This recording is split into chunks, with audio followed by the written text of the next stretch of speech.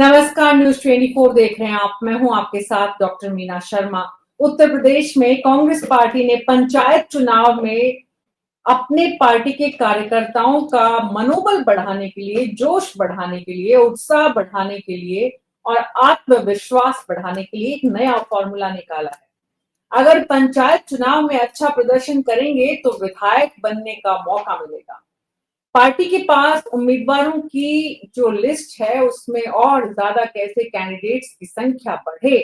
एक तो इसमें कहीं ना कहीं हिडन एजेंडा पार्टी का ये हो ही सकता है। दूसरा ये भी कि कौन कितना प्रदर्शन बेहतर करता है, कितनी ताकत लगाता है। ताकत चुनावों में कई तरह की लगती है। तो ये एक तरह का स्कैनर है, एक्सरे है पंचायत चुनाव कि विधानसभा चुनाव के लिए उस स्कैनर से निकल कर आने वाले जो लोग हैं, जो कैंडिडेट्स हैं, उनकी संख्या में कितना इजाफा, बेहतर कैंडिडेट्स, जो जीताऊ कैंडिडेट्स हैं, वो कैसे सामने आए।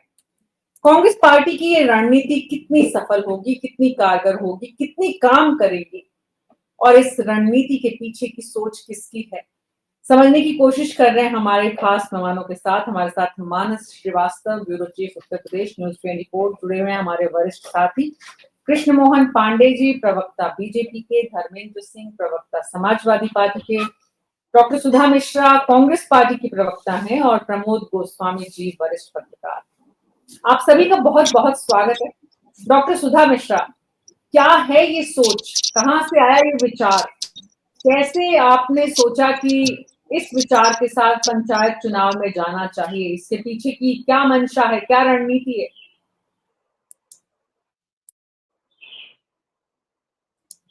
ऑडियो ऑन करिए डॉक्टर सुधा मिश्रा। जी, मेरा पूरे पैनल को नमस्कार मीना जी, आपको भी नमस्कार। और ऑब्वियस सी बात है, राजनीतिक पार्टियां हैं तो उनकी पहली मंशा और आखिरी मंशा होती है चुनाव में उतरकर अपनी जीत को पूर्णतः लाना। ये सबकी मंशा होती है। मतलब अगर ये कोई नहीं मानता है, कोई अगर राजनीतिक दल ये बात नहीं मानती है, अपनी स्वीकार नहीं करती है, तो राजनीतिक दल नहीं है, उसको ये बात मान लेनी चाहिए। तो जाहिर सी बात है, जब राजनीतिक दल है, मतदान, मतदाता, चुनाव, जीत और संविधान, ये साथ में जो तारतम्यता है, इसके साथ ही चुनाव में उतर के, चाहे वो पंचायत से लेके लोकसभा तक के चुनाव में जीत एकमात्र लक्ष्य होता है। लेकिन सबकी जीत नहीं हो सकती, ये भी एक सत्य है, यूनिवर्सल ट्रुथ है। अब उसमें जब सबकी जीत नहीं हो सकती है, तो सबके बीच में अपने आप को कैसे आगे कर सकते हैं, इसके लिए रणनीति बनानी बहुत जरूरी है।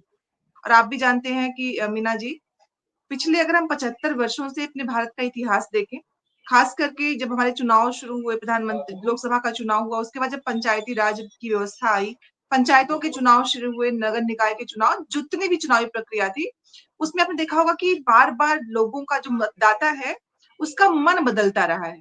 आप कभी भी एक तरफा नहीं पाएँगे। वो जो मतदाता के मन के मुताबिक चल पाने की कोशिश, ये हर राजनीतिक दल करते हैं।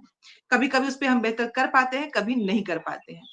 और राजनीति में आने से पहले मैं हमेशा इस बात को कहती थी कि अगर काम अच्छा किया जाए, तो कोई हार नहीं सकता। लेकिन मुझे बाद में समझ में आया कि हार और जीत ये अप्रत्याशित भी हो सकती है और प्रत्याशित भी हो सकती है। तो बाद में चीज़ें आप जब राजनीतिक दल में शामिल होते हैं, जब आप कार्य करना शुरू करते हैं, ज़मीन पे उतरते हैं, तो लगता है कि जो आदर्श है और जो व्यवहार है, उसमें ज़मीन-आसमान का फ़र्क है। जो हम बाहर से कह सकते हैं, अंदर जाके वो चीज़ें ऐसी होती नहीं है। एक परिवार को चलाना मुश्किल है, तो ज़ाहिर-सी बात है, आप जब एक संगठन, एक राजनीतिक दल में होते हैं, तो आपको बहुत कुछ सँभालना होता है। बहुत सी वजहों से हम चुनाव नहीं जीत रहे थे, यही सत्य है। और इस सत्य की स्वीकार्यता जब हम कर लेते हैं, तब हम बेहतर काम कर पाते हैं। जब हमें इस बात को, जब हमने ज़मीन के स्तर पे, चाहे वो लोकसभा के चुनाव में हमने अच्छा किया, बहुत अच्छा किया, लेकिन हम डॉक्टर मन सुधा मिश्रा, मुताबिक जीत को डॉक्टर सुधा मिश्रा, मैं ये आ रही ठीक हूँ। है, ये ठीक है, आदर्श की बातें हैं या पार्टी की रणनीति। सवाल ये है कि ये जो विचार है, ये जो आइडिया है, ये थ्रो करने का इस वक्त किसने सोचा, पार्टी में क्यों सोचा गया इस आइडिया के बारे में, ये नहीं, बताइए ताकि समझ में आए कांग्रेस पार्टी सोच क्या रही है। नहीं, क्यों सोचा, ये तो प्रश्न ही नहीं है मीना जी। जीतने के लिए, अपने आप को स्थापित करने के लिए, पुनः जनता के बीच में कांग्रेस की वही महत्ता और वही लोकप्रियता बनाने के लिए हमने अपनी व्यवस्थाओं को कुछ चेंज जो जरूरी है उनको किया। किसने, अब जो बात किसने का है, जाहिर सी बात है संगठन में एक व्यक्ति नहीं होता है, कई व्यक्तियों से आप देख रही हैं जनवरी से अगर आप देख रही होंगी तो चाहे उत्तर प्रदेश कांग्रेस हो या फिर राहुल जी के साथ जो संगठन का जो निर्माण हो रहा है, जो हम संविधान सभाओं के द्वारा या अपने संगठन के स्तर पे जो सुधार करने की गुंजाइश और लोगों के बीच में जो प्रश्न करना, उत्तर देना शुरू किया है एक लोकतांत्रिक तरीके से कि आपस में मिलके लोगों की बात को जानते, समझते और अपनी संभावनाओं की तलाश करते हुए हमने उन जी चीजों को फिर काम करना शुरू किया है।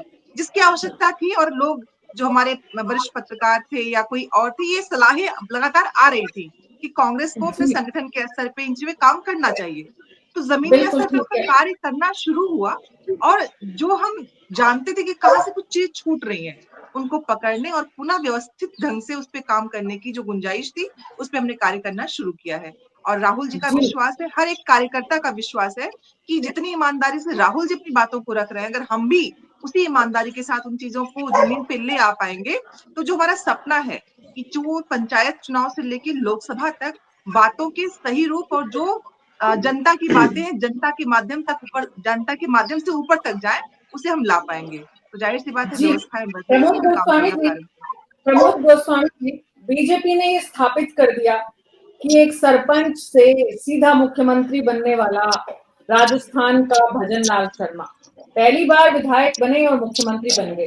उससे पहले सरपंच ही थे और वो भी बहुत समय के बाद विधायकी का टिकट मिला। तो कांग्रेस पार्टी ऐसा लगता है कि बीजेपी के पीछे पीछे चलती है।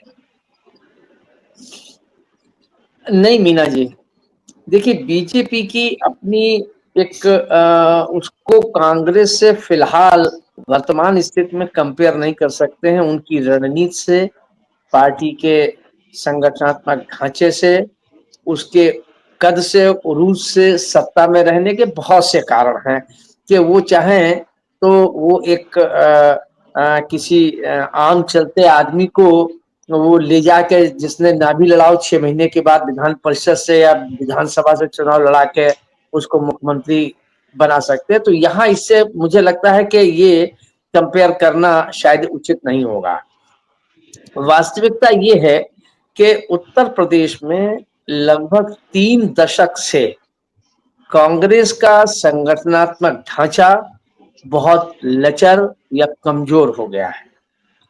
ऐसी स्थिति में और चूंकि 3 दशक एक बहुत लंबा समय होता है, उसमें यहाँ ना तो राज्य स्तर पर, प्रदेश स्तर पर कोई स्थापित नेता है, ना ही आपके जिले स्तर पर, न पंचायत स्तर पर, न ब्लॉक स्तर पर। एक कमी है, ये यथार्थ है, इसको कोई स्वीकार करे अथवा न करे। पार्टी ने ये इसलिए, मैं जहां तक मेरी अपनी निजी सोच है कि पार्टी ने इसलिए क्योंकि पिछले लगभग राहुल जी के और प्रियंका जी के आने के तमाम प्रयासों के बावजूद जो जिलों का संगठन है, जो संगठनात्मक ढांचा है, वो एक मजबूत होकर नहीं, उसमें सुधार हुआ है, इसमें भी कोई दो राय नहीं है, गतिशीलता आई है, लेकिन वो चुनाव में जीत हासिल कर सके वो अभी संगठनात्मक ढांचा नहीं है कांग्रेस के पास।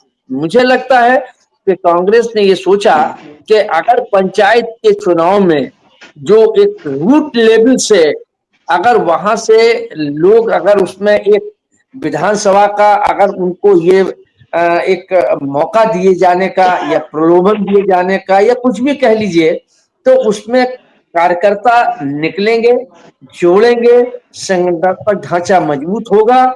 ये इस लिहाज से ये रणनीति शायद उनकी है।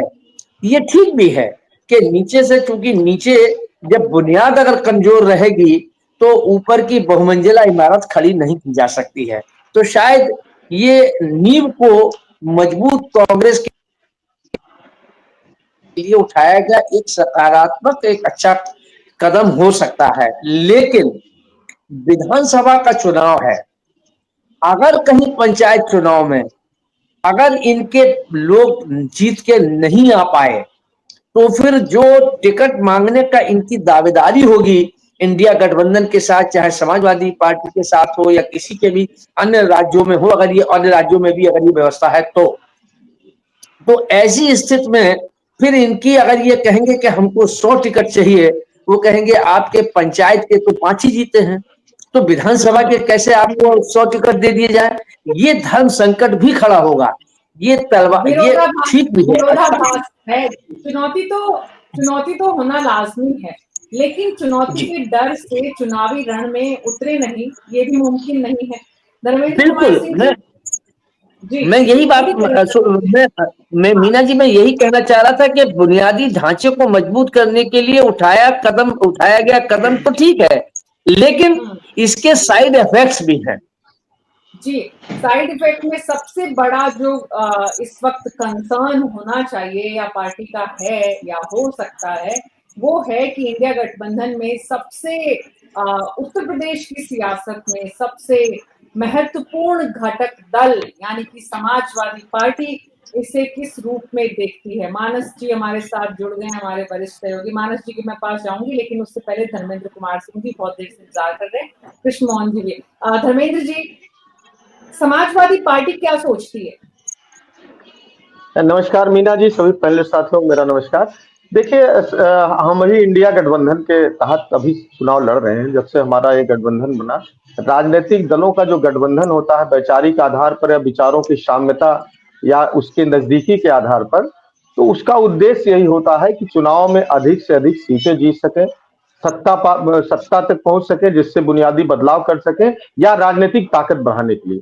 और अभी तक पंचायत चुनाव को लेकर के जो परंपरागत तरीके से हमारे कार्यकर्ता क्षेत्र में काम करते थे, ये रहता था। पिछले भी चुनाव में हम लोगों ने उनको समर्थन दिया, वो जीत करके आते थे क्षेत्र की छवि के आधार पर, कुछ राष्ट्रीय मुद्दे, कुछ स्थानीय मुद्दे, कुछ कैंडिडेट को लेकर के। वो यथावत हम लोग अभी भी चुनाव लड़ेंगे। रही बात हमारे नेतृत्व और कांग्रेस नेतृत्व के बीच बैठ करके गठबंधन के विषय में, पंचायत चुनाव में गठबंधन रहेगा या अलग चुनाव लड़ेंगे, उसके क्या फायदे नुकसान होंगे, ये तो हमारी पार्लियामेंट्री कमेटी बैठ करके आदरणीय अखिलेश यादव जी के साथ और कांग्रेस की जो वरिष्ठ लीडरशिप है, वो राहुल गांधी जी है, खड़गे साहब हैं, प्रियंका जी हैं, ये लोग तय करेंगे। इस विषय में चुनाव साथ लड़ने या अलग लड़ने पे हम लोग तो तभी कह पाएंगे जब दोनों पार्टियों के नेतृत्व आपस में बैठ लेंगे। हाँ, जी लेकिन हमारा जी जल्दी से हाँ खत्म हमारा करें। हाँ जी जी, बस बस हमारा यूथ, हमारा कार्यकर्ता सब जो बिल्कुल इस बात से, मैं प्रमोद जी कह रहे, सबकी इच्छा होती है, क्षेत्र में काम कर रहे होते हैं, तो पंचायत एक अवसर होता है जिनको हम विधानसभा और लोकसभा चुनाव नहीं लड़ा पाते, वो और सक्रिय कार्यकर्ताओं को पंचायतों के माध्यम से प्रतिनिधित्व दे करके उनकी सक्रियता को और आगे मजबूती देने का काम राजनीतिक दल करते हैं। इसी के जी तहत पंचायत चुनाव में हम लोग समर्थन देंगे अपने लोगों को, जो जीत सकते हैं, जो अच्छा काम क्षेत्र में कर रहे हैं, उनको चुनाव लड़ाएंगे। और उसका इम्पैक्ट भी होगा कि उसमें जो अच्छे लोग जीत करके आएंगे, जिनके काम करने का सलीका जनता को पसंद होगा, उनको विधानसभा और लोकसभा में टिकट दिया जाएगा। जी जी जी कृष्ण मोहन पांडे जी, इस वक्त बीजेपी और कांग्रेस का कम से कम उत्तर प्रदेश में कोई कंपैरिजन नहीं है। प्रमोद गोस्वामी जी ने जो कहा कि संगठन के स्तर पर, सोच के स्तर पर, रणनीति के स्तर पर, टीम के स्तर पर किसी भी रूप में अभी कोई मैच नहीं है। लेकिन बीजेपी इस बात को बेहतर जानती है कि जहां आज कांग्रेस पार्टी है, वहां से सत्ता तक पहुंचने का रास्ता कितना मुश्किल है, क्योंकि बीजेपी ने वो दौर देखा है।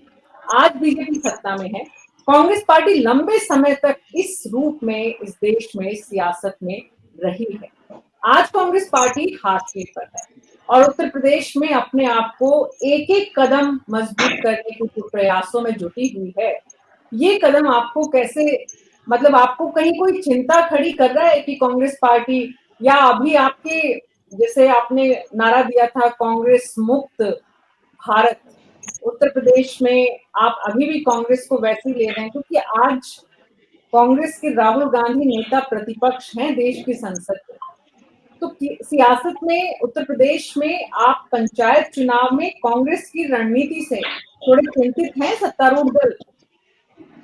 देखिए मीना जी, एक बात स्पष्ट कर दूं कि भारतीय जनता पार्टी अपने विकासात्मक कार्यों को जनता के बीच में ले जाती है और बेहतर से बेहतर जो विकास हो सकता है, सामाजिक विकास हो, आर्थिक विकास हो, राजनीतिक विकास हो, सांस्कृतिक विकास हो, ये जो भी विकास है उसकी परिपाटी को हम आगे बढ़ा रहे हैं। क्योंकि कांग्रेस एक राष्ट्रीय पार्टी है और उसका अपना एक सेटअप है। वो अपने कार्यकर्ताओं को कहाँ चुनाव लड़ाएगी, कहाँ नहीं लड़ाएगी, ये व्यक्तिगत उसका विषय है। परंतु भारतीय जनता पार्टी का कांग्रेस से कोई डर नहीं है, क्योंकि भारतीय जनता पार्टी जो कांग्रेस के वोट बैंक है, आपने देखा होगा क्योंकि गोस्वामी जी बहुत लंबे दिनों बहुत वरिष्ठ है और ये जानते हैं कि कांग्रेस का जो वोट बैंक रहा है खासतौर से उत्तर प्रदेश में, वो मुस्लिम और दलित वोट बैंक रहा है। और चूंकि भारतीय जनता पार्टी किसी भी वोटर को वो मुस्लिम दलित अगर आप पिछड़ा करके नहीं देखती है, हम देश के नागरिक के तौर पर देखते हैं। अब समस्या खड़ी होती है समाजवादी पार्टी और कांग्रेस में, जब कांग्रेस कहती है कि हम उत्तर प्रदेश में अपना लीडरशिप बढ़ाएंगे, हम अपने लोगों को खड़ा करेंगे, तो स्वाभाविक सी बात है दर्द उसमें समाजवादी पार्टी को होती है, क्योंकि सर्वाधिक जो वोट बैंक है कांग्रेस का और सपा का, वो एक मुस्लिम समाज का है, वो पिछले दलितों का रहा है। अब ये दोनों वोट बैंक, दलित वोट कहीं और शिफ्ट हो गया और दलित मुस्लिम वोट जो कि कांग्रेस जो वर्तमान में सपा और भाजपा और विभिन्न दलों में चिपका हुआ है, कांग्रेस वहां पे अपने पहुंच बनाना चाहती है, जिसका नुकसान सर्वाधिक समाजवादी पार्टी को दिख रही है, जिसका प्रतिफल ये है कि समाजवादी पार्टी और कांग्रेस में अभी खटास की स्थिति आई हुई है। क्योंकि भारतीय जनता पार्टी देश के एक एक नागरिक को अब संवैधानिक तरीके से जो बेहतर हो सकता है विकासिक दृष्टि से वो कार्य कर रही है, और हम अपनी शक्ति को और मजबूत कर रहे हैं, क्योंकि हम जनता के लिए, जनता के द्वारा और जनता के लिए कृष्णमोहन पांडे जी, इसमें तो किसी को कोई कंफ्यूजन नहीं है कि बीजेपी सत्ता में होने के बाद भी जितनी मेहनत अपने संगठन पर और चुनावी रणनीति के तहत कर रही है, उसमें बाकी दूसरे राजनीतिक दल काफी पीछे हैं। लेकिन उत्तर प्रदेश में जिस तरह से काम कांग्रेस पार्टी ने शुरू किया है, मानस श्रीवास्तव जी, इस वक्त आप कहाँ पाते हैं और कांग्रेस के इस काम से पंचायत के चुनावों पर कार्यकर्ताओं के उत्साह में कितना फर्क आ पाएगा?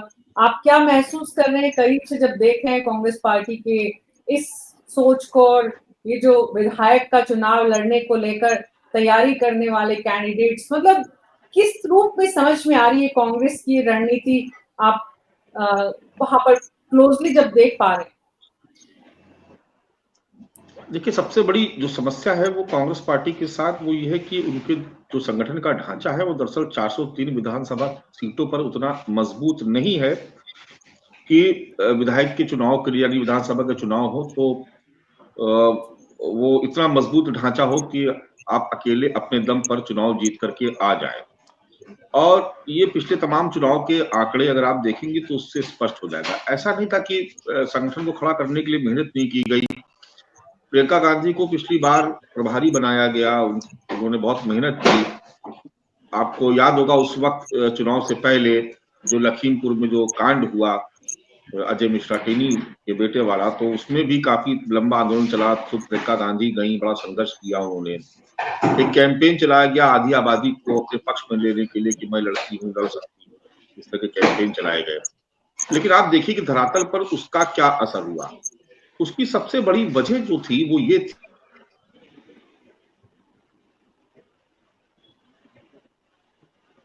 मानस जी के कुछ ऑडियो में तकनीकी परेशानी। जी मानस जी बोलें प्लीज, आपको सुन नहीं पा रहे, आपका ऑडियो नहीं आ रहा है।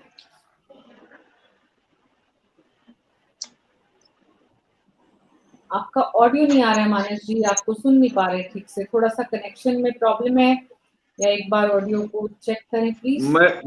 मैं दोबारा कनेक्ट करने की कोशिश। अभी ठीक है मानस जी। मानस जी ने जो बात कही, एक बात मेरा हमेशा, जब से पिछले चुनाव में प्रियंका गांधी ने ये नारा दिया, कांग्रेस पार्टी ने ये नारा दिया, लड़की हूं लड़ सकती हूँ, दरअसल ये समाज को वो नारा कभी पसंद आ ही नहीं सकता, हिंदुस्तान के समाज को तो बिल्कुल भी नहीं। हालांकि इसमें दुनिया सारी एक जैसी है, दुनिया में भी किसी समाज को ये पसंद नहीं आएगा।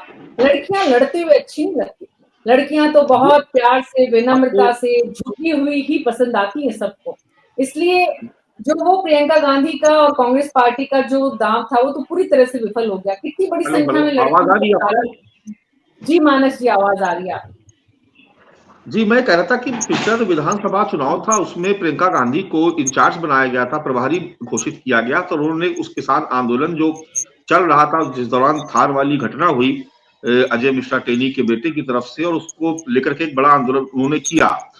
आधी आबादी को अपने पक्ष में लेने के लिए मैं लड़की हूं लड़ सकती हूं के नाम से एक कैंपेन चलाया, ये सोच करके कि शायद आधी आबादी उनकी तरफ आकर्षित होगी, कांग्रेस पार्टी की तरफ। तो मैं ये कह रहा था कि प्रयास में कोई कमी उस वक्त भी नहीं थी प्रियंका गांधी के संघर्ष में या उनके मैनेजमेंट में कोई कमी नहीं थी। कमी सिर्फ एक जगह नजर आई, एक पत्रकार होने के नाते जो भी और दूसरे लोग थे वो भी इस चीज को महसूस कर रहे थे कि दरअसल संगठन इतना कमजोर था कि 403 विधानसभा सीटों पर चुनाव लड़ने जैसी अपने दम पर स्थिति नहीं थी। प्रयास बहुत किए गए। अब आप देखिए कि एक छोटा सा एग्जाम्पल लीजिए कि अगर आपको सीतापुर तक अगर आपको जाना है तो आपके पास वहां संगठन नहीं, आपको लखनऊ और आसपास के जिले से आपको लोग बुलाने पड़ रहे हैं, तब उनकी संख्या बमुश्किल 500, 700, 1000 हो पा रही है। यानी अगर उसकी जगह आप देखिए बीजेपी का कोई जिले का कार्यक्रम हो, समाजवादी पार्टी के जिले का कोई कार्यक्रम हो, तो 1000, 2000 की भीड़ अपनी बड़ी लीडरशिप के नाम पर वैसे ही जमा हो जाती है, उसमें किसी से कुछ कहने की जरूरत नहीं होती है। तो जिस तरीके से गाड़ियों में भर भर के लोग लाए गए, जिस तरीके से उनको मोटिवेट किया गया कि वो जाए वहां पर कैंप करें, तो ये एक स्थिति थी जिसका आकलन पार्टी के बड़े नेताओं को करना चाहिए। अब दूसरी बात, चूंकि कमान अब अजय राय के हाथ में, अजय राय एक जमीनी नेता है, संगठन की भी जानकारी रखते हैं और वो संघर्ष भी कर रहे हैं, इसमें कोई शक नहीं। अजय राय से कई बार मुलाकात हुई और उनकी मेहनत या उनके काम करने के तौर तरीके पर कोई सवाल नहीं है। अब वो देखिए उनकी अगर बातों को अगर आप ध्यान से सुने और उसकी समीक्षा करें तो वो ये कह रहे हैं कि पंचायत चुनाव हम अकेले अपने दम पर इसलिए लड़ना चाहते हैं ताकि एक लिटमस टेस्ट जो है वो ये हो सके और ये जान सके कि हमारा संगठन दरअसल है कहां पर। अब जिस तरीके का डेटा उन्होंने जमा किया, जिस तरीके से उन्होंने जाति समीकरणों के आधार पर अपनी एक रणनीति तैयार की, अब वो ये देखना चाहते हैं कि जो 100 दिन का जो उनका एक कार्यक्रम है जिसको लेकर के कहा गया कि संगठन को बूथ स्तर तक हमें लेके जाना है, तो आपके पास कौन सा ऐसा मापदंड है कि आप तय कर पाएंगे कि हमारा संगठन मजबूत है और हम चुनाव लड़ने के काबिल है। देखिए टिकट मांगने वाले हर पार्टी में पहुंच जाते हैं, वो चाहे ऐसी पार्टी जिसका कोई नाम भी ना जानता हो। तो कांग्रेस एक बड़ी पार्टी, तो टिकट मांगने वाले दावेदार बहुत सारे हैं, लेकिन क्या उनकी वास्तव में हैसियत है? क्या उनके पीछे संगठन का सपोर्ट है? क्या जनता के बीच में उनकी कोई छवि है? क्या उनके अपने इलाके में बूथ या ब्लॉक स्तर तक उनका संगठन खड़ा भी है या नहीं है? कोई बस्ता लगाने वाला भी बूथ पर है कि नहीं है? ये बहुत सारी समस्याएं हैं जिनका आकलन कैसे कर सकते हैं। तो पंचायत चुनाव एक मौका है जहां पर अजय राय ये टेस्ट करना चाहते हैं कि क्या वास्तव में उनके पास संगठन है या नहीं है, इसलिए वो कह रहे हैं कि हम अकेले चुनाव लड़ेंगे। अब टिकट के दावेदार आएंगे, उनकी समीक्षा होगी, वहां पर उनको अगर चुनाव लड़ाया जाता है पंचायत चुनाव, तो मालूम पड़ेगा ना कि वो कितने वोट लेकर के आए। पंचायत इस देश की सबसे छोटी इकाई है, सबसे ज्यादा ग्राउंड रूट लेवल पे जिसकी हम बात करते हैं, यानी वहां तक आपकी पकड़ है भी कि नहीं, तभी आप चुनाव जीत करके आएंगे। आमतौर पर ये चुनाव अपनी छवि पे भी लड़े जाते हैं, लेकिन उसमें संगठन की भी भूमिका होती है। ये भी देखा जाता है कि कोई उम्मीदवार, उसके पीछे आखिर जनता का समर्थन कितना है, तभी उसका ये आकलन हो पाता है कि वास्तव में वो जननेता है या टेबल पॉलिटिक्स करने वाला कोई ऐसा नेता है जो खाली गुणागलित करता है। देखिए संगठन का काम करना एक अलग तरीका, देखिए पॉलिटिक्स जो है, पूरा पॉलिटिकल जो स्ट्रक्चर है, उसको हमेशा हम लोग को सिखाया गया। प्रमोद जी बहुत सीनियर है, वो जानते हैं इस बात को, उन्हीं लोगों से सीख करके हम लोग यहाँ तक आए हैं। तो एक स्ट्रक्चर होता है किसी भी पॉलिटिकल विंग का, एक तरफ होता है संगठन। संगठन में वो लोग होते हैं जो प्लानिंग के लेवल पर बहुत बेहतर काम करते हैं, जो संगठन निर्देशित करता है अपनी उस इकाई को जो जाके फील्ड में काम करती है। दूसरा एक संगठन का ढांचा होता है, किसी भी पार्टी का ढांचा होता है जो जिसको हम लोग जननेता कहते हैं, जो जनता के बीच जाता है। ये बहुत जरूरी नहीं कि जो जननेता हो वो संगठन का बहुत बड़ा मास्टर हो। संगठन चलाने वाले लोग रणनीतिकार होते हैं, जिनको हम लोग थिंक टैंक कहते हैं। वो ये बताते हैं कि हमको किस रास्ते पे चलना है या कैसे हमको अपने संगठन का या अपने लोगों के बीच, अपने मतदाताओं के बीच अपनी पैठ बनानी है। लेकिन एग्जीक्यूशन का काम उसका होता है जो फील्ड में जाकर के चुनाव लड़ता है, जिसको सीधे जनता को फेस करना होता है। इसीलिए बहुत सारे कद्दावर नेता कभी जनता के बीच जाकर चुनाव नहीं लड़ पाए, उनको बैक डोर से इसलिए भेजा जाता है विधान परिषद या राज्यसभा, क्योंकि वो संगठन के जानकार होते, रणनीतिकार होते, थिंक टैंक होते हैं। वो संगठन को, पार्टी को एक दिशा देते हैं, एक निर्देश, अपने निर्देशन में, अपने प्रबंधन में वो पार्टी को आगे बढ़ाते हैं। लेकिन ये पंचायत का चुनाव विशुद्ध रूप से एक समीक्षा होगी संगठन की भी, और समीक्षा होगी उन नेताओं को भी जो ये दावा करते हैं कि हमारे साथ इतना बड़ा जन समर्थन है, या जो चुनाव लड़ करके सरकार की राजनीति करना चाहते हैं, जो आम जनता के बीच। तो दो तरीके के लीडर होते हैं, एक संगठन का लीडर होता है, एक मास बेस्ड लीडर होता है। तो ये लिटमस टेस्ट होगा, लोगों को मालूम पड़ जाएगा और कांग्रेस भी अपना आकलन कर पाएगी कि वो मानस जी, दरअसल रणनीतिकारों ने ये तय किया है कि जो जननेता बनने की इच्छा रखने वाले लोग हैं वो कितनी ताकत इस वक्त कांग्रेस पार्टी के साथ झोंक सकते हैं, और पार्टी की अपनी हैसियत अभी कहाँ पहुंची है। मैं आपको एक बात बहुत स्पष्ट कर दूं, एक चीज बहुत स्पष्ट कर दूं, ये कांग्रेस पार्टी भी बहुत बेहतर तरीके से जानती कि उनका जनाधार क्या है। दरअसल ये पंचायत का चुनाव जीतना उनका लक्ष्य नहीं है, मैं आपको ये बिल्कुल स्पष्ट कर दूं। उनकी ये कोशिश नहीं कि वो पंचायत चुनाव जीत करके बहुत सारे ब्लॉक प्रमुख, ग्राम प्रधान, जिला पंचायत, वो उनकी इच्छा नहीं है। दरअसल अजय राय जो सोच रहे हैं, ये जो पार्टी सोच रही है, वो ये सोच रही है इस पंचायत चुनाव के बहाने वो देखना चाहती है कि दरअसल जो पार्टी के नेता है उनका जनता के बीच में असर कितना है, क्या वास्तव में संगठन खड़ा हो पाया या नहीं हो पाया। दरअसल इसके पीछे का मकसद ही होगा ना, वो तभी संभव होगा जब कुछ नेता जीत पाएंगे। अगर सिर्फ ये टेस्ट ही होकर रह जाएगा और जीत नहीं होगी तो भी तो कांग्रेस पार्टी को कुछ हासिल नहीं होगा। तो जीत कितने पाते हैं, ताकत कितनी लग पाती है, लेकिन मीना जी हमको ये भी नहीं भूलना चाहिए कि आप देखिए कि 2019 के माफ कीजिएगा 2009 के लोकसभा चुनाव में क्या प्रमोद जी इतने वरिष्ठ पत्रकार हैं हमारे साथ बैठे हुए, आप इनसे पूछिए, आप ये सवाल आप जरूर लीजिएगा, वो बेहतर समीक्षा कर पाएंगे। वो बताएंगे कि 2009 के लोकसभा चुनाव में क्या किसी को उम्मीद थी कि जिस कांग्रेस में 3 दशक का सूखा है वहां से 21 सांसद जीत के आएंगे। ठीक तो है, क्यों हुआ, ये क्यों हुआ, ये आप समझिए कि उसके पीछे किस तरीके की रणनीति थी, किस तरीके का कुशल प्रबंधन था, ये समझना चाहिए ना पार्टी को। प्रबंधन ही चुनावों में हार और जीत का बहुत बड़ा फैक्टर बनते हैं। कैंडिडेट्स बहुत अच्छे पिछड़ जाते हैं जब उनकी रणनीति और प्रबंधन सही नहीं होता है। कांग्रेस पार्टी के यहाँ तक पहुंचने का बड़ा कारण भी उनकी रणनीति और प्रबंधन में आई कमजोरियां, समय के साथ दशकों में जो कमजोरियां आई आज कांग्रेस पार्टी को यहाँ पहुंचा दिया।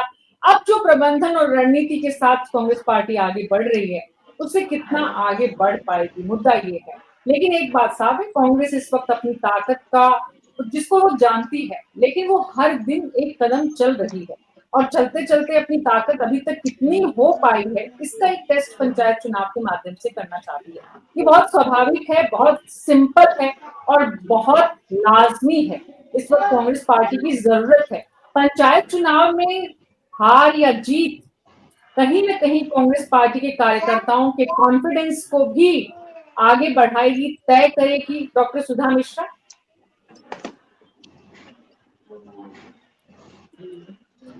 जी मीना जी, आवाज आ रही है?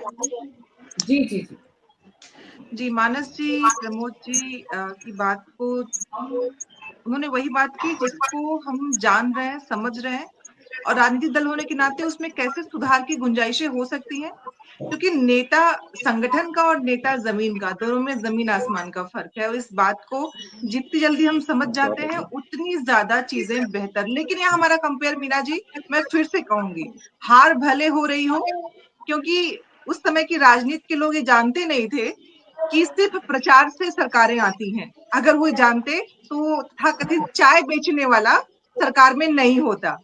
तो जितने कार्य किए गए थे उस कार्य का 10% भी ये नहीं कर पाए, लेकिन प्रचार ही प्रचार करना होता तो आप जानती हैं इस देश के जो विकास की हमने नई गाथाएं लिखी हैं वो नहीं होती, छोड़ देते हैं। मात्र जवाहरलाल नेहरू जी के ही कामों की समीक्षा करने बैठिए, आपको कई दिन लग जाएंगे। लेकिन अब मैं दोष किसी को नहीं दे रही हूँ। मैंने कहा ना, हर समय स्थितियां बदलती हैं। प्रमोद जी बैठे हुए हैं, पहले मैं बोलूं फिर आप बोलिएगा। मैं जानती हूँ मैं कंपेयर नहीं करूंगी, मैं 11 सालों का अपने किए गए कामों पे कभी कंपेयर नहीं करूंगी। एक बात मैं कहना चाहता हूँ सुधा जी की इसमें ये आप कह रही कि प्रचार या कामों का, वो ठीक है, एक नए तरीके की राजनीति देखिए शुरू हुई 2014 के बाद। ये सोशल मीडिया का इतना बड़ा इम्पैक्ट होगा ये हमने और आपने नहीं सोचा था, वरना मैं इस डिजिटल प्लेटफॉर्म पे बैठ के डिबेट ना कर रहा होता। इससे पहले डिजिटल प्लेटफॉर्म को दूसरे दर्जे का समझा जाता था, लेकिन आज डिजिटल प्लेटफॉर्म जो है वो मेन स्ट्रीम की मीडिया से ज्यादा प्रभावशाली हो रहा है। तो अगर ये बदलाव ना होता, ये बदलाव ना होता, नहीं मानस सुनिए, मानस जी, मैंने विकास को मना नहीं किया, विकास के मनाही की बात की ही नहीं मैंने। हम जिस समय जितना प्रचार का विज्ञापन का माध्यम था वो भी हमने नहीं किया। ना सुनिए, आप असल में मेरा सवाल समझ नहीं पाई, आप मेरा सवाल जो था वो समझ नहीं पाई आप। मैं ये कहना था कि एक डिजिटल प्लेटफॉर्म था, उसका उन्होंने बहुत बड़ा उपयोग किया और ये बात सही कि उन्होंने अपने कामों को कई गुना आगे ले जाकर के उसको प्रचारित किया। लेकिन उसके पीछे भी आप समझिए कि उसके पीछे लोग कौन है। उसके पीछे उनके संगठन का वो कार्यकर्ता है जो बूथ स्तर पे काम कर रहा है, जब अमित शाह किसी बूथ अध्यक्षों के सम्मेलन को संबोधित करते हैं तो आप वहां पे भीड़ देखिए। मैं ये उसी कल्पना बात पे आ कीजिए आप कि कभी आपके पास भी इतना बड़ा संगठन था। अरे देखिए, मेरी तो पत्रकारिता की शुरुआती कांग्रेस बीट से हुई।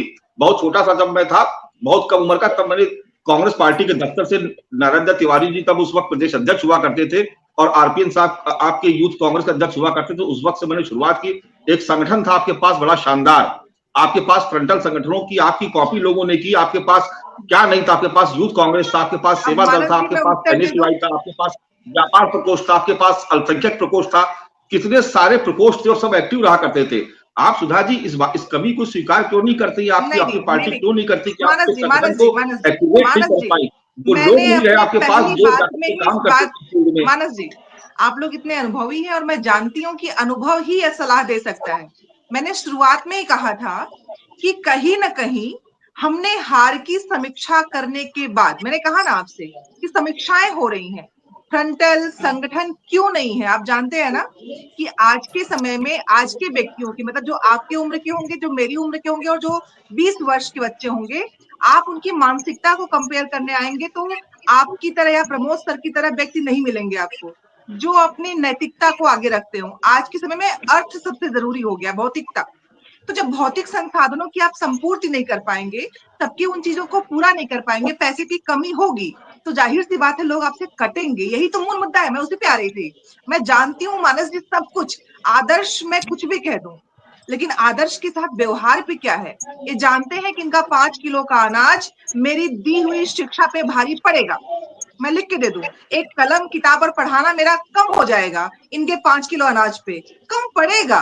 मानस जी, जब किताबों की वैल्यू, कलम की वैल्यू, शिक्षक की वैल्यू कम कर दी जाएगी तो वो भारी पड़ेगा, हम जानते हैं। फिर भी रास्ता ढूंढना पड़ेगा, मैं जानती हूँ इस बात को। और आप जानते हैं शिक्षक होने के बाद मैं जिस भी बच्चों को जब पढ़ाऊंगी, मैं जब कहूंगी मैं कांग्रेस में हूँ, तो मैं कैसे तटस्थता ला पाऊंगी, ये भी तो मेरी जिम्मेदारी है ना।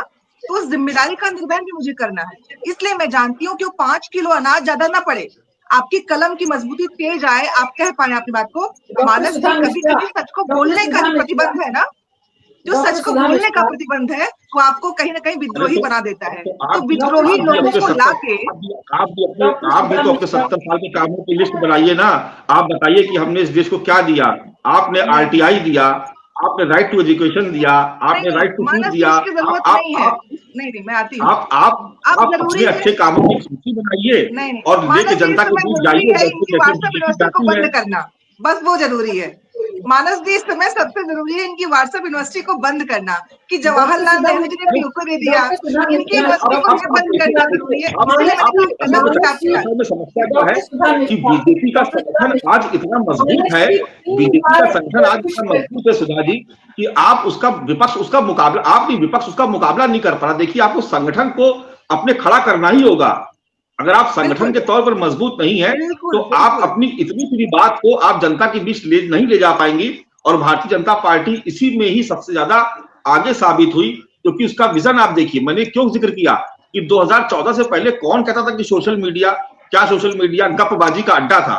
आज सोशल मीडिया पे डिबेट्स हम लोग कर रहे हैं, तो ये भारतीय जनता पार्टी का विजन था कि उसने एक पैरेलल मीडिया खड़ा कर दिया। उसने कि ठीक है, मेन स्ट्रीम की मीडिया अगर मेरे साथ नहीं है तो हमारे पास एक पैरेलल मीडिया है।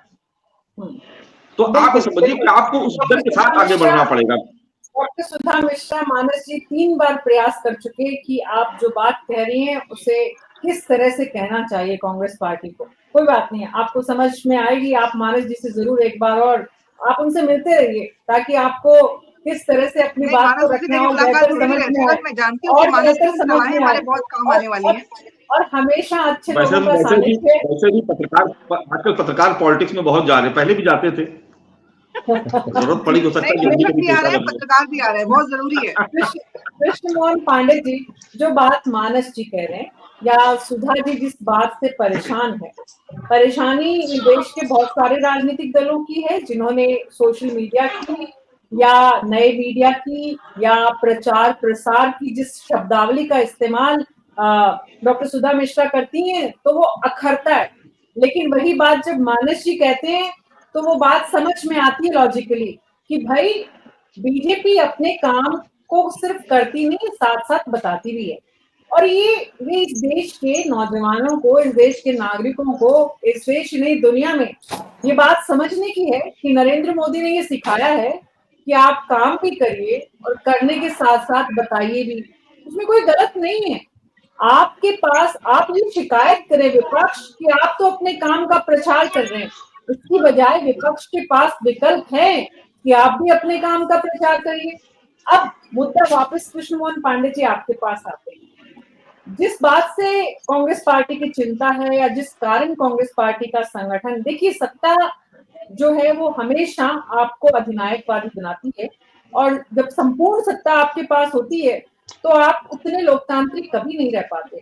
आज ये बात बीजेपी के लिए कही जाती है, इतिहास में ये बात कांग्रेस पार्टी के लिए और राहुल गांधी के लिए कही गई। इतनी सत्ता थी कि आपके पास समय नहीं था और आपने अपने कैडर को छूट जब रहा था तो उसे छूटने दिया, आप उसे अपने पास रख नहीं पाए। लंबा समय लगा और कई कारण थे, अनगिनत कारण थे आज कांग्रेस पार्टी जहां पहुंची है। अब उतना ही समय वापस लगेगा आपको वहां तक पहुंचने में, लेकिन उस समय के साथ भी रणनीति, आपकी योजना, क्योंकि सारा खेल तो रणनीति का है। बीजेपी ने जिस रणनीति से काम किया आज वो सत्ता में है, उस रणनीति में प्रचार प्रसार भी शामिल है और भी बहुत सारे फैक्टर शामिल है। काम के बिना तो संभव ही नहीं है, तो काम कितना किया जनता को ज्यादा पता है। अब कांग्रेस पार्टी का वर्कर ग्राउंड पर बीजेपी के द्वारा किए जा रहे काम और नहीं किए जा रहे काम को किस तरह जनता के पास पहुंचाता है, सबसे महत्वपूर्ण मुद्दा और बात यही है जिससे कांग्रेस पार्टी अपने संगठन को मजबूत करती है। तो बात ये कृष्ण मोहन पांडे जी के अब आपके पास है कि आप कितनी जगह कांग्रेस पार्टी को देते हैं, कांग्रेस के वर्कर को देते हैं, आप काम कितना कर रहे हैं। आपने कहा आप काम के बूते चुनाव लड़ेंगे, कांग्रेस पार्टी के पास जो कैडर जितना भी है, क्योंकि समस्या यही है जो मानस जी ने कही, उनके पास कैडर नहीं है, उनके पास लोग नहीं है, उनकी चिंता है कि विधानसभा में चुनाव में कहां से आएंगे, क्योंकि वर्कर सारा छूट गया है, हाथ से फिसल गया है। तो ऐसे में आप अगर कांग्रेस पार्टी थोड़ा सा भी सफल प्रयास करेगी तो आपको काम अपने रफ्तार से बढ़ाने होंगे, नहीं तो आपकी चिंता बढ़ेगी। कृष्ण मोहन जी।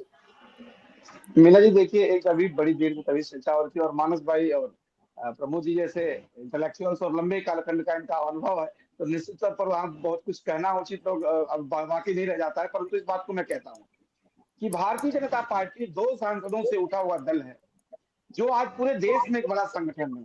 वो सिर्फ संगठन इसलिए नहीं है कि भारतीय जनता पार्टी है, एक एक कार्यकर्ताओं का योगदान, उनकी निष्ठा, संगठन के प्रति उनकी वफादारी और एक विचार तंत्र जो सदैव का भारतीय जनता पार्टी की एक कहावत कही जाती है। मुझे लगता है कि लखनऊ की गलियों में ये शोर चलता है और मानस भाई से कई बार तो चर्चा भी कई लोग करते हैं कि भारतीय जनता पार्टी की पहचान भोजन, बैठक और विश्राम, भोजन करो, बैठक करो, भोजन करो, विश्राम करो।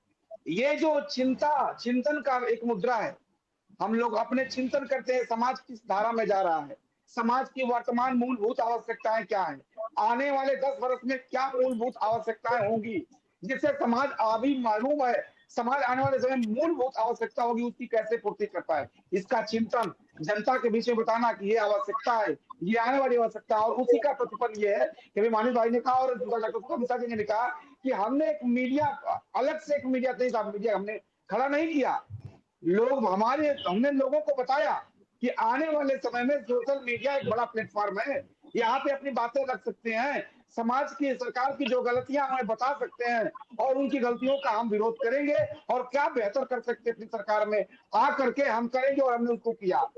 इसका प्रतिफल ये रहा कि देश की जनता ने स्वीकार किया कि नवाचार को भारतीय जनता पार्टी स्वीकार करती है।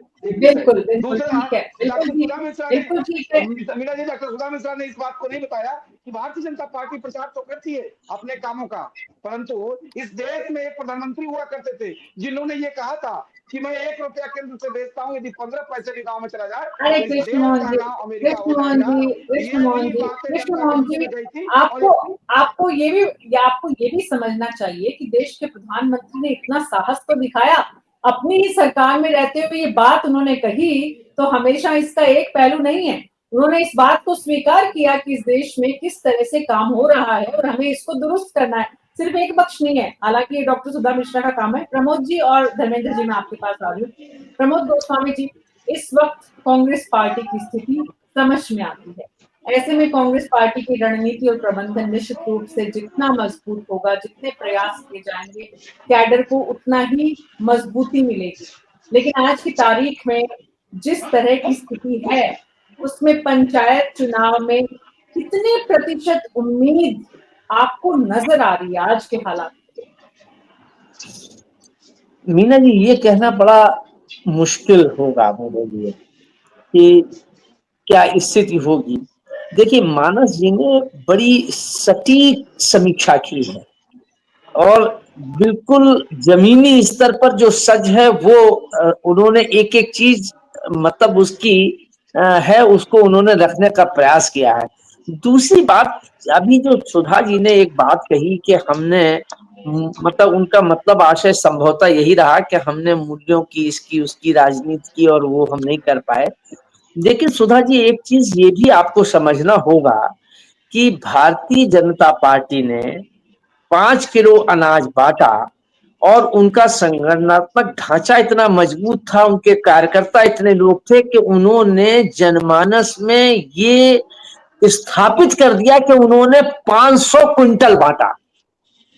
तो मैसेज संदेश हो गया। आपके पास चूंकि कार्यकर्ता नहीं है, संगठनात्मक ढांचा नहीं है, ये कांग्रेस की कमजोरी है, कांग्रेस की इनर फाइटिंग रही।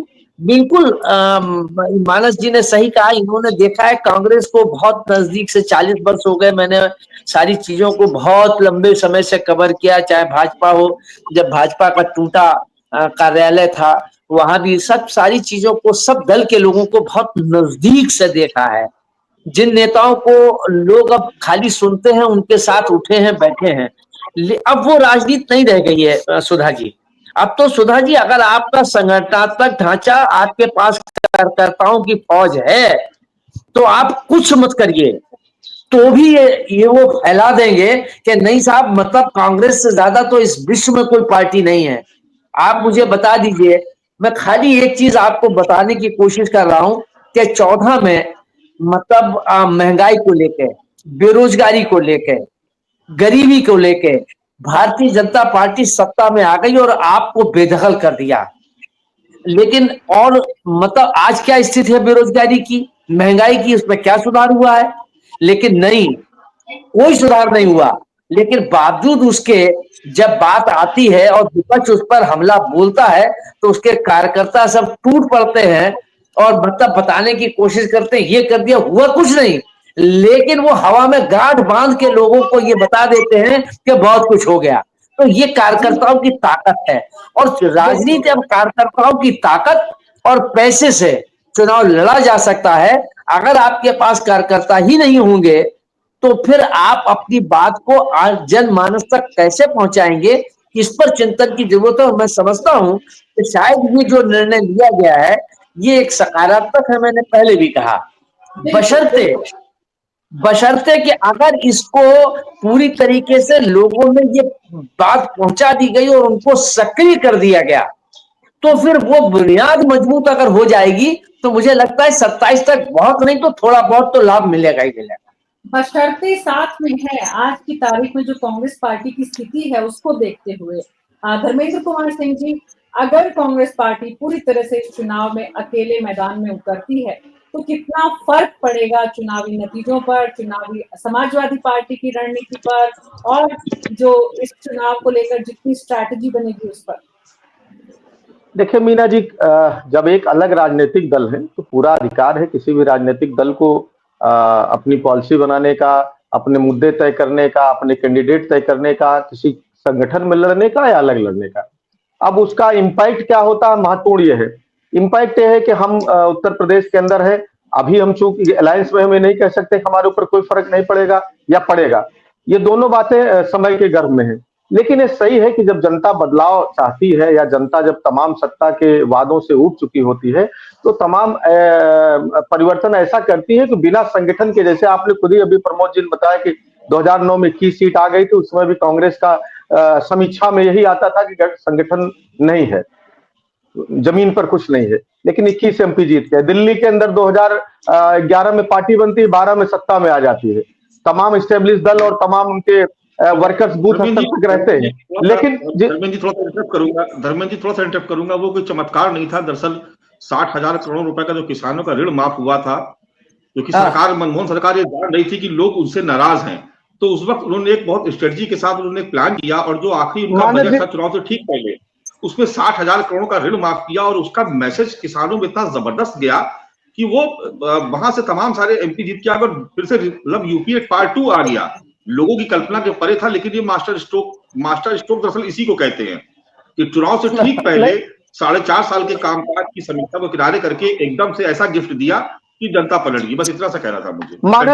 मानस जी हम आपकी बात काट नहीं रहे हैं, वो भी एक कारण हो सकता है, लेकिन उसके साथ अगर समीक्षा करेंगे तमाम और चीजें आएंगी। नहीं तो असाइनिंग इंडिया का नारा देके 6 महीने पहले चुनाव करा रहे थे अटल बिहारी जी, क्या हुआ? नहीं वापस ले आ पाए सत्ता। देखिए, पंचायत चुनाव का उनको अधिकार देखेंगे, पंचायत चुनाव का इम्पैक्ट यदि हमारे ऊपर नहीं। धर्मेंद्र कुमार सिंह जी, ये जो शाइनिंग इंडिया का नारा विफल था या विफल हुआ, उसमें ये बात समझ में आती है कि प्रचार से खाली कुछ नहीं होता। नहीं, अब मैं बता रहा हूं, मैं आ रहा हूं। देखिए, ऐसा 14 के बाद ये सही है कि जो अब वैसे तो कहने के लिए चाहे प्रोडक्ट हो, कोई कंपनी हो, राजनीतिक दल हो, कोई भी समय के साथ अपडेट होना चाहिए। तमाम देखिए, वो मोबाइल के जमाने में किस कंपनी के हाथ में सबके रहते थे, शायद ही किसी के हाथ में हो, तो वो तो समय की मांग है। यह है कि भारतीय जनता पार्टी ने प्रोपोगंडा क्रिएट करने के लिए, दूसरों का क्रेडिट लेने के लिए, दूसरों की छवि खराब करने के लिए, नकारात्मकता पैदा करने के लिए जिस तरह सोशल मीडिया और नई टेक्नोलॉजी का प्रयोग किया, जब तक राजनीतिक दल समझते तब तक भारतीय जनता पार्टी उसका लाभ ले चुकी थी। इसमें कोई दो राय हो ही नहीं सकती, न कोई डिबेट कर सकते। राजनीतिक दलों की रणनीति आज समझ नहीं पाए, तो आप खुद ही स्वीकार कर रहे हैं। बहुत बहुत शुक्रिया आप सबका इस चर्चा में शामिल होने के लिए। कुल मिलाकर जो बात समझ में आ रही है इस वक्त वो ये कि पंचायत चुनाव के माध्यम से, जरिए पंचायत चुनाव के एक प्रयास कांग्रेस पार्टी उत्तर प्रदेश की सियासत में अपने संगठन को नापने का करना चाह रही है, और इस कोशिश में, इस कवायद में वो जितनी ताकत डालेगी उसी से समझ में आएगा कि इंडिया गठबंधन पर उसका क्या असर पड़ेगा। चुनाव से पहले जो गठबंधन घटक दलों की आपसी अंडरस्टैंडिंग है वो किस तरह से आगे बढ़ेगी, और अजय राय की खुद की जो ताकत है वो उनको समझ में आएगी, और साथ ही कांग्रेस के वर्कर जो है वो कितना अपने आप को इसमें झोंक पाते हैं, कितना लग पाते हैं, कितना कांग्रेस पर विश्वास कर पाते हैं, और जो टूट कर सत्ता के साथ गए हैं वो विपक्ष में रहने वालों को कितना एकजुट रहने देते हैं। न्यूज़ 24 पर अभी मेरे साथ इतना ही। नमस्कार।